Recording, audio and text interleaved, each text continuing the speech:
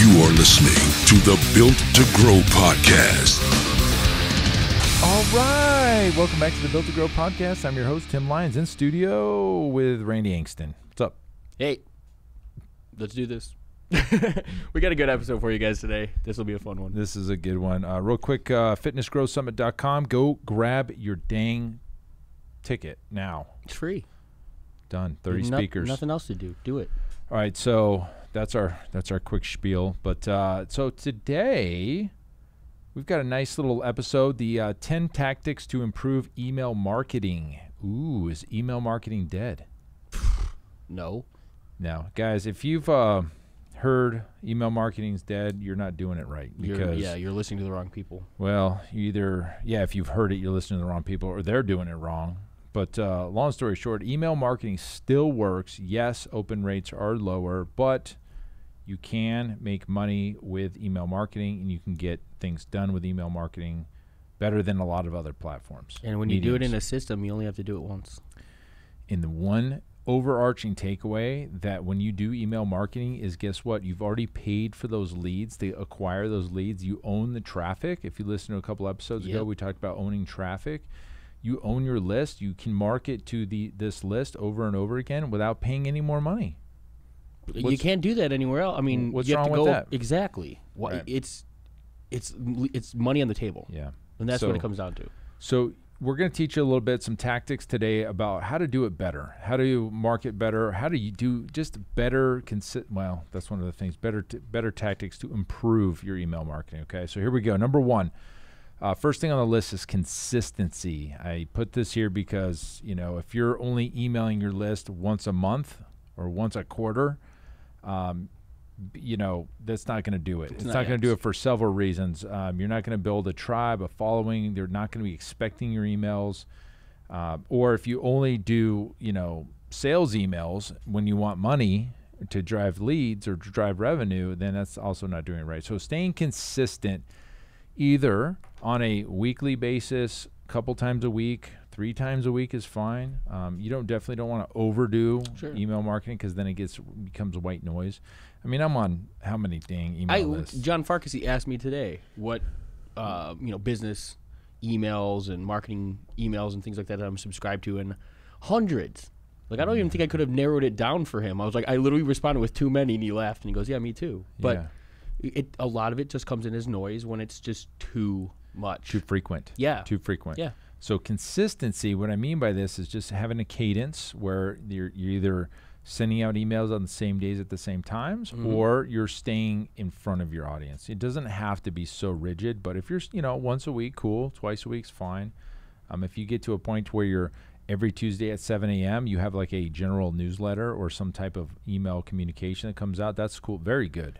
I think to that point too there isn't with marketing especially, there isn't always a right answer. So I would challenge you guys to ask better questions when you're looking for a specific answer. It's not just what time of day on what day and what should my headline be that's going to get me the greatest result. That's not how it works. It's a conversation. Right. It is it's creating, dialect back and forth. Your email should be written for a response. You should try to communicate with your people and have them engage and interact with you. Yep. Because that's ultimately what we're trying to do. It's not just a billboard. We're slapping information up. So change what you're trying to do, but understand the whole encompassing thing. There isn't always going to be just a right answer to this. Get in the weeds, test it for yourself. Your demographic is going to be different than ours. Exactly. Okay, cool.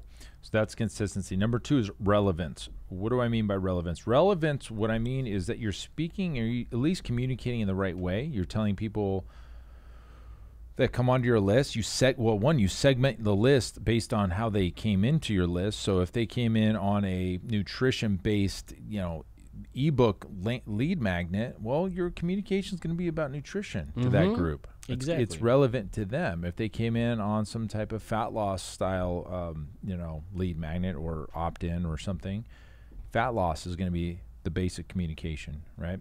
So relevant to the folks that are on your list. Okay, so what's another good example of this is Well, here's a great one. You're going to speak to your current clients differently than your past clients, differently than your never been clients.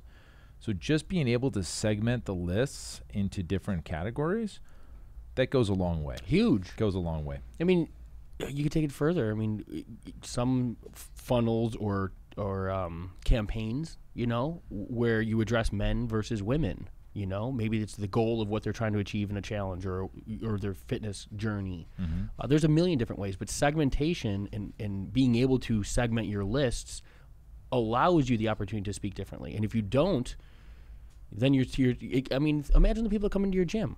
Everybody's different, and you have to cater to what they're interested in, and that's the importance of it. Perfect. Yep. So that's relevance, number 2. Number 3, mobile responsive. Think in this day and age, if you're not mobile responsive, you're missing the boat. And that goes with websites, but that definitely goes with emails. I was telling Randy, I was telling you before this, I was trying to read an email today that wasn't mobile responsive. So I have to zoom in on the text, but then it's hard to read. So I just gave up. Yeah. So that was only really a desktop version of the email. So make sure that you're using a software that is mobile responsive. Most of the good ones are today, but if you're using something, I don't even know what this guy was using, but you just double check it. Send it to yourself. Open it on your phone. Make sure you can understand and read it, and it flows right. Mm-hmm. When I mean by responsive, it resizes the formatting of the email so it flows on a phone versus a desktop. Cool. Number 4 of the 10 tactics to improve email marketing. Number 4, reduce or limit the amount of links and images in your emails. Okay, so if you remember back, I guess it was probably Constant Contact was the first kind of email one I used back, 10, 12 years ago or whatever. The emails were always really newslettery. They were big images, left justified, copy on the right, big header, another image justified right, text on the left, centered image, text. Oh, it was just crazy. Yeah. And you still see that. Some people are still stuck on that old kind of formatting. A lot of the email templates still live like that in the softwares. Yeah. They still look like. But what's not being told is, it's a pretty looking email, but what's not being told is the email service providers are, flagging those and putting those right into promotions, and it's a pain in the butt to comply with all the if you listen to gosh, I don't even know what episode with Evan Samarian. Yeah, Evan Samarian. If you look that up on our list, he gave us he went in depth on email deliverability. So maybe we'll link to that in the show notes if there's a way to do that. Okay, so limit your images and links. But driving that point home, that is probably one of the most crucial, because it doesn't matter what you say in an email if it doesn't reach the end user. Right. And Evan drove home the point that email is not one-to-one, guys. There's a lot of factors that go into it. Every link you add to an email, every image adds a link to an email. So if your signature has 4 images or 3 links and an image, all of that stuff is just raising red flags for email service providers saying this might be spam. This is something I don't want to reach my client's inbox. Right. That's a big deal. Yep. And you hear this well, it's not an adage, but you hear the thing, hey, email deliverability email open rates are plummeting. They went from 30-40% down to in the teens and single digits, and it's well, why is that? People aren't opening their emails. No, I'd argue that they're not getting them. Yeah. I'd argue they're not even getting the emails, so they're not even getting a chance to open them, so therefore your open rates look way worse than they really are. And we're going to get into that here in a second. All right, so that was number 4. Number 5, your subject lines and preview text. What do we mean by this? Well, if we're being honest, the click, the open is typically, assuming you get into the inbox, the subject line and the preview text are really your only shot on getting the click, right? Unless you've created they see your name and that's you've already reached that level. They want to hear from you. But the email itself is that hook. Yeah, that's the subject line. The subject line. I mean, that's what they're reading. They're reading that subject line. Do I want to even open this? Mm-hmm. If it's you get emails all the time from HR and ADP and these companies new HR policies to dude, I don't want to open that. No. No, that's not sexy and fun. But if you merge field their name in there and it says Randy, guess what? Now I need to know what. So I really like curiosity-driven subject lines. I really love them because it just drives interest. Like it's like curiosity will get the click. So you see a lot of like digital marketer and a lot of like decent internet marketing companies do a lot of don't do this, don't read this. Like they poke, poke the bear. I got to know what I'm not supposed to be doing, and because it creates that intrigue, and now you're opening that email. Yep. Yeah, and preview text, guys, for those of you that don't know, most email service like Keep, for instance, or others, they have a little preview text box. And what is that? Well, in a normal inbox, when you see the subject line and there's a little snippet of text below that, well, you can replace what would be defaulted by the first line of your real email with a piece of preview text. And that's just going to help, again, drive the click. So, hey, Randy, guess what? And then in the preview text, you are not going to believe this, ... Whoa, yeah. I've got to open that. Absolutely. Right? And then you open the email, it's not in the email at all. Well, you would hope. Yeah. You would hope some the congruency between the subject line and the body of the email, yeah. right? Guess what? So that's number 5, but I really focused on, if we're really going to talk about subject lines, you should split test them, right? Again, the subject line is going to elicit the click. That's what's going to drive it. So you can split test. There's softwares out there that do A/B testing automatically, where they send, if you have 10,000 emails to send, they'll send out like 300 of each subject line. It allows the system to see which one's getting open more, and then they default to B. Like B's the winner. That's the rest of the emails are going to come out from B. That's a really cool feature that Keep does, by the way. Smart. Hey, yo. All right, number 6, value versus selling. Okay, so value is really what you should be sending the most of versus selling, right? So I know we all want to sell, but nobody wants to be sold. Nobody wants to be sold. They want to buy, but they want to be sold. So what we mean here is by delivering great value and content to your list on a consistent basis will help your, 1, open rates, 2, the ability to ask for the sale in the future. And if you're only sending emails that are asking for the sale, it's going to start dwindling down. You're going to get less clicks, less opens, and it's going to just dry up. And your list is either going to unsubscribe or they're just not going to open your stuff and delete it. Yeah. And really, then at that point, it's time to move on, right? So drive value by delivering great content, nutrition tips, fitness tips, mindset give it away. Give it away. Give it away. Give away your best stuff. And it's only going to help you when you decide and it's time to go after a sale. You've already delivered great value. So, yeah, I mean, the value in an email is, to me, it's no different than traffic. If you're paying for Facebook traffic or something else, the objective of that email list is to take people from cold to warm.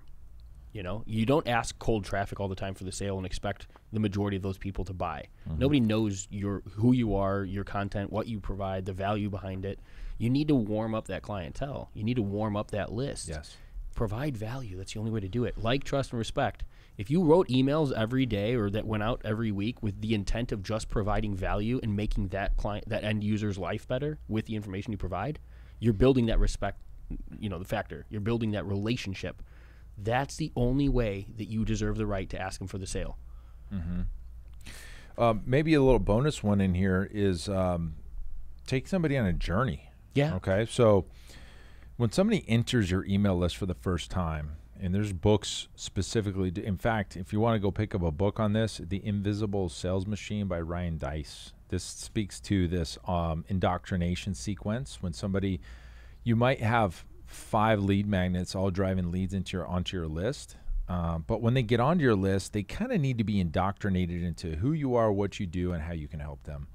The Invisible Sales Machine speaks to this 100%. You can get it on Amazon or something. But and even Russell Brunson talks about this. This is his not his Seinfeld, but he has another the soap opera sequence. The reason he calls it a soap opera sequence is each email leads into the next one, just like a soap opera ends with a cliffhanger, and then the story continues on the next email. So they're looking for that email. So once you get somebody through your soap opera sequence or your indoctrination sequence, then you can go into what he calls Seinfeld emails, which are each email is a story within itself. Self-contained, sure. Yeah, so it starts and ends within the email versus this rolling kind of soap opera sequence. That's the difference between the two. But you can see it's a much more than a quick broadcast blast email when you get around to it. There's a whole strategy around email marketing. So make sure that you pick up that book and check it out. All right. Number 7, CTA, call to action. Tell people what to do next. And even in your value-based emails, you can still gently ask for something. So, you're talking about nutrition, you're talking about what to eat after your workouts, maybe meal timing, protein timing, maybe that's your email copy. And you say, by the way, if you want to get started on a fitness program, click here. And that's the gentle way. Or you can put it in the PS. Yeah, or drive them to a blog or another area where you have more additional content with the opportunity to buy in a back end or things like that. Right. Yeah. So that's your call to action. So make sure, and then when you're doing a sales email, when you're trying to drive the response, make sure there's a clear call to action. Here's step 1, step 2, step 3. Here's what you do next. Click here. And then tell them what to do. Drive them down. All right, that's number 7. Number 8, data-driven campaigns. Make sure you check your stats. So there's a lot that goes into data when it comes to email marketing. Number 1, open rates, deliverability. So you can send 5,000 emails, but only 4,000 got delivered. Why do the 1,000 not? You can dive into that. Click-through rate. So if you have a link in your email, you can see what percentage of the people that opened clicked, or the percentage of the total sent clicked. There's data there. But even more importantly, when you're sending out a sequence or a campaign of emails, you can identify the weak link in the campaign. And how do you identify the weak link? Well, you might look at your stats and you say, okay, email 1 got a 30% open rate. Email 2 got 36%. That's better. Good. Good. Email 3 got a 15% open rate, and then email 4 got a 25% open rate. Okay, well, let's hone in on email 3. What was it? Was it the time of day it was sent? Was it day of the week it was sent? Was it the subject line? What were the things? What's the variable? What's the one thing that doesn't align with the rest first? Yeah. And then that allows you to go fix that email, especially if it's an evergreen style campaign where you're going to continue to send traffic through that campaign. You can identify where's the breakdown. And if you up that percentage, guess what? Everything else gets better down the road. So I talk about this all the time on the podcast when we identify our lead nurturers for Keep, right? Okay, you know that this email is the fall off. Well, don't waste your time editing all the other successful ones. You're shooting yourself in the foot. Let's address the bottom first and work your way backwards. It's how you increase and move the needle the greatest. Yeah, increase the conversions. Yeah, for sure. Okay, number 9, let's get into logic-based campaigns.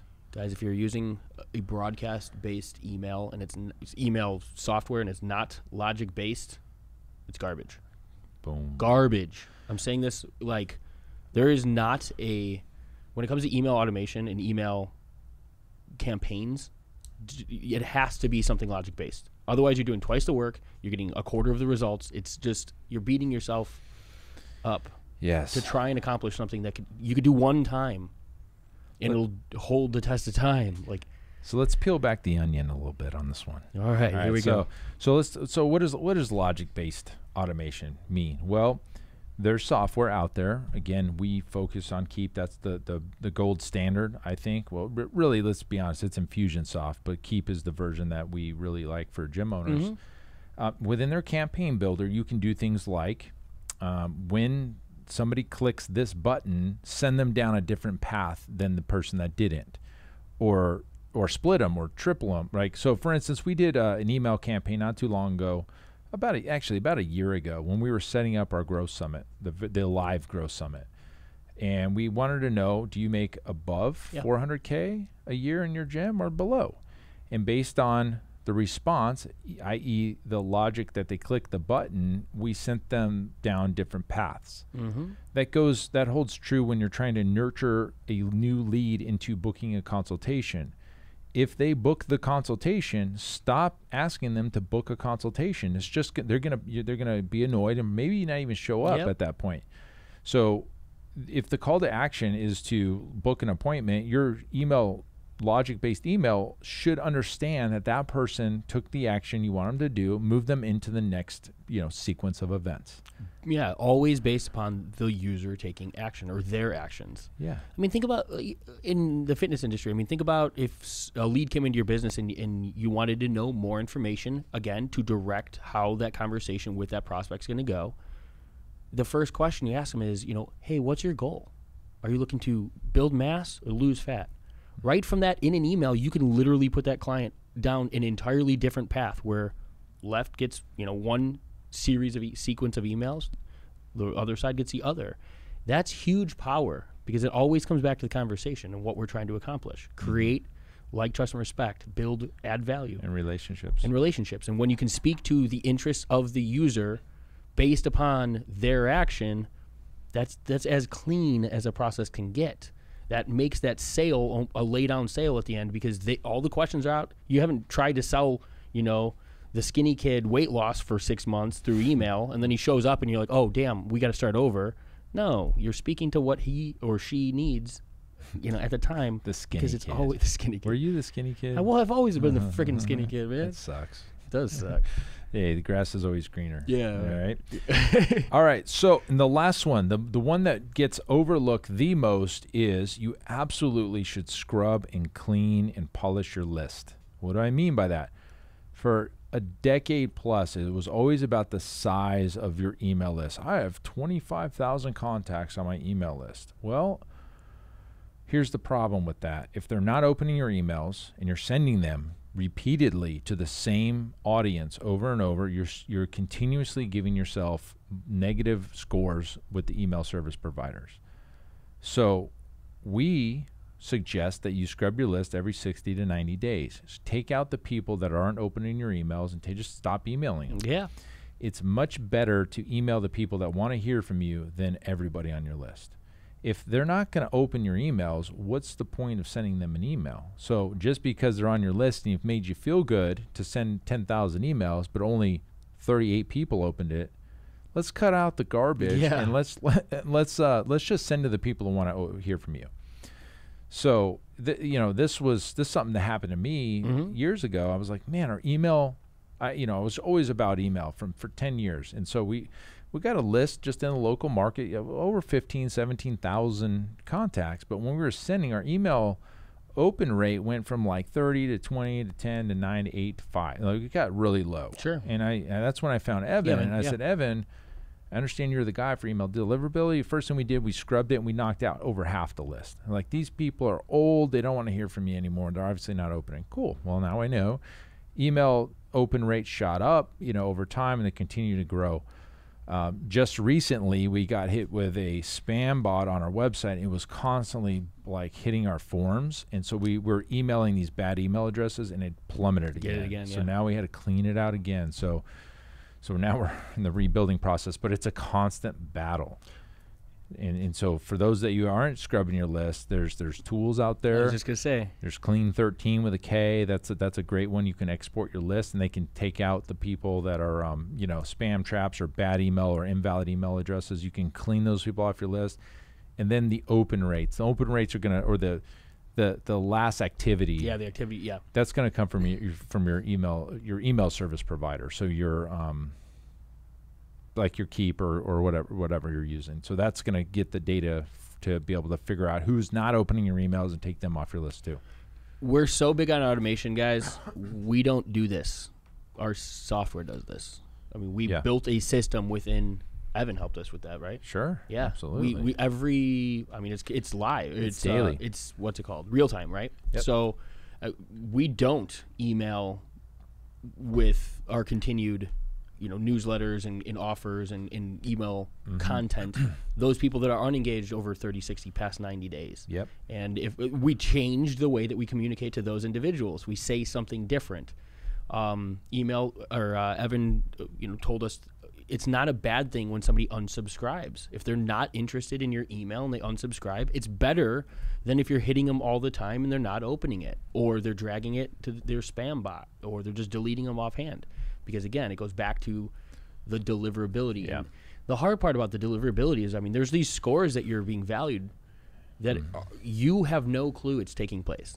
So if you're not doing what it takes in order to, give yourself the best opportunity for that inbox, there's a good chance that you've got some red flags around your email provider or your email outbox, and your emails aren't going where you think they're going. Yeah, exactly. So that's just in the back of your mind. The email deliverability has to be a thought when it comes to all of these tactics, all of these strategies. And you mentioned it with Evan. Like, it used to be, I used to be offended when somebody unsubscribed. Yeah. I was like, what? Oh, yeah. What? Who's this? Now every time I send a broadcast, I'm hypercritical. I'm like, how many of these got delivered? What got bounced? Why are they getting bounced? What are these email? Like, I want to know this data, because these are the people we're trying to communicate with. Like, is this the people that I know are want to be receiving our emails, or is this spam bots? Are these bulk emails? Are they fake addresses? People opt in for all sorts of things. Or shared mailboxes like info at or admin at or customer service at.